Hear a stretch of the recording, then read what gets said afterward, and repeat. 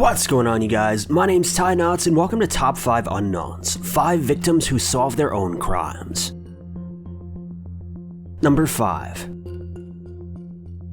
Teresita Basa was a respiratory therapist from Chicago who, in 1977, became the victim of a stabbing that ultimately took her life. Even worse is that just a short while after this stabbing, Teresita's entire apartment building caught fire. When firefighters arrived at the scene, they began extinguishing the fire and searching the interior of the building for anyone who may have been trapped inside. It was there that they found the badly wounded, partially charred body of Teresita. An investigation soon followed. However, due to the state of the property, police were left with very little evidence to go on. That is, until one of the officers received a note on his desk early the next morning, requesting that he call a doctor named Dr. Jose Schwa, as well as his wife, Remy. Upon contacting the couple, the officer was informed of an extremely strange, elaborate story, claiming that the ghost of Teresita Basa had visited Remy and revealed to her the name of Teresita's attacker. According to Remy, the man's name was Alan Showery. And while this was certainly a bit of a stretch, police decided to investigate Alan nonetheless. And sure enough, he was found to have been in possession of jewelry that had been stolen from Teresita on the night of the attack. Alan was then arrested and sentenced to prison. No one can be sure if Teresita's ghost truly visited Remy, or if Remy simply knew more about the case than she was letting on and was afraid to admit it.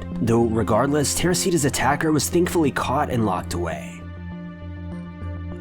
Number 4. Ashley Hawley was just 20 years old when her life was tragically taken from her. For years, police suspected that her boyfriend, Robert McMichael, was somehow involved, though they had no evidence to prove it. They'd sent countless teams of investigators and sniffer dogs out to Robert's address, but found absolutely nothing. That is, until about 4 years later. A psychic by the name of Christy Robinette was asleep one evening when she claims that Ashley appeared to her, informing her of how her life was taken, who did it, and where her body was located. Christy then informed police of this, who were a bit apprehensive at first, though they headed to the location where her body was allegedly laid to rest and, in fact, found her. As it would turn out, Robert had taken her life, then encased her body in cement. What's arguably worse, though, is that he'd also done the same to his own mother and her boyfriend. Robert was then arrested and is expected to remain in prison for the rest of his life. Murdered. 20-year-old Ashley Hawley has been missing for over a year and a half. Spirit medium Christy Robinette believes Ashley's ghost has directed her to Three Creeks Metro Park in Columbus, Ohio. Christy sees other restless souls in the park.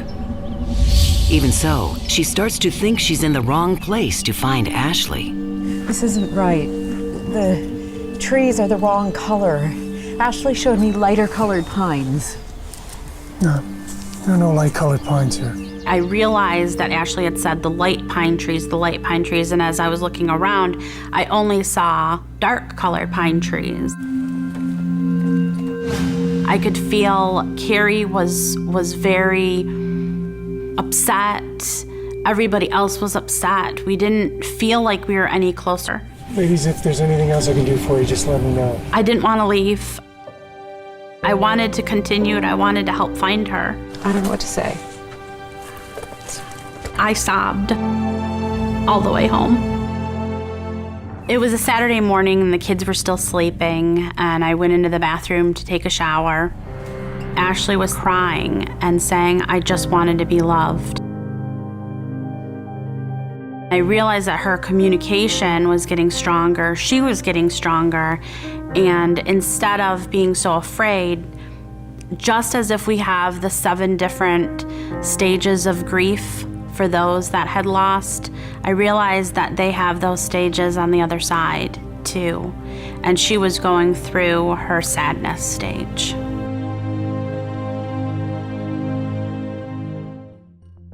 Number 3. Katherine Ballesteros was a young woman who was found to have been stabbed some 33 times, resulting in her losing her life. At the scene of the crime, blood had been strewn all throughout the house, items had been stolen, and there were bloody footprints all over the floor, and even a bloody handprint on the doorknob. However, when police ran the handprint through their database, they found no matches. It wasn't until a few days later when Katherine's mother showed up to the morgue where her body was being cleaned to identify the body. During her visit, she claims that the spirit of Katherine whispered to her the name Baba. Unsure of exactly who this person was, her mother informed police of a revelation, who then went straight to work. Police soon discovered that a man who lived on Katherine's same street went by the nickname Baba, though his real name was Ryan. Ryan was then brought in for questioning, where his fingerprints were positively identified as being the same as those from the crime scene. He was then sent to trial, found guilty, and will remain in prison for the rest of his life. Number 2. A young blogger by the name of Simon just so happened to document the events and moments leading up to an attack that would take the lives of himself as well as his sister, Sheeran. Apparently, his sister's ex-boyfriend had visited the two's apartment earlier that day, claiming that he was looking for fishing poles, demanding that they be returned to him. Simon ended up mentioning this strange request in one of his final blog posts, stating that he'd been having a really weird day. Just moments after this post was published, the boyfriend returned to the home and began stabbing Simon. He then tied him up and trashed the apartment. The boyfriend then lied in wait for the return of Sheeran, then stabbed her as well, later returning to finish the job that he'd started on Simon, ultimately taking his and Sheeran's life. When police arrived to investigate, they found Simon's final blog post still open on his computer. The post read, "Today has been weird. At 3, some guy rang the doorbell. I went down and recognized that it was my sister's former boyfriend. He told me that he wanted his fishing poles back. While I was searching for them, he just walked in the house. He's still here right now, smoking, walking all around the house with his shoes on. Which, by the way, I just washed the floor 2 days ago. Hopefully he will leave soon." While both Simon and Sheeran passed away from their injuries, police used this blog post to convict Sheeran's ex-boyfriend, and he remains in prison to this day. Number 1.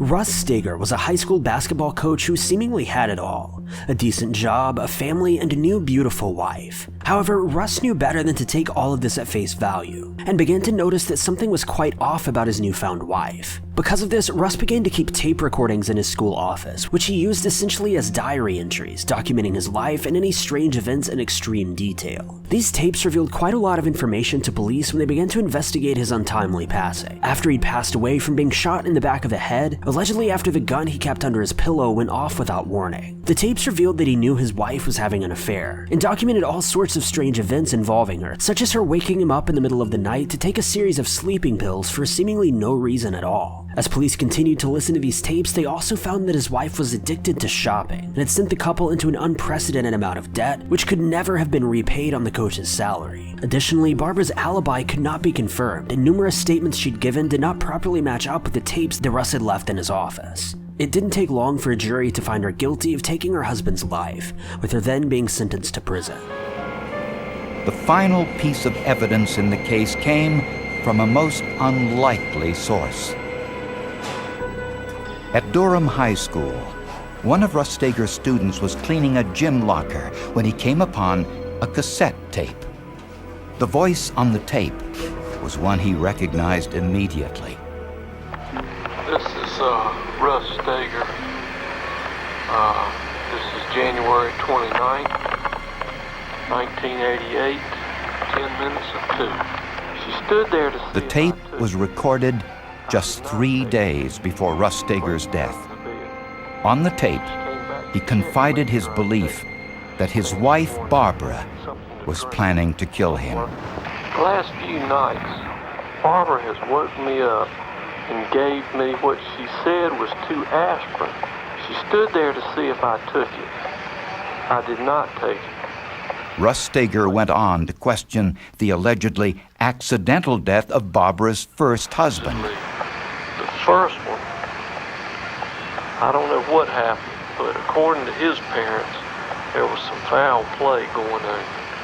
He supposedly accidentally shot himself in their bedroom. My question is, did her husband, Larry Ford, accidentally shoot himself? Sometimes I wonder. Listening to that tape was surreal.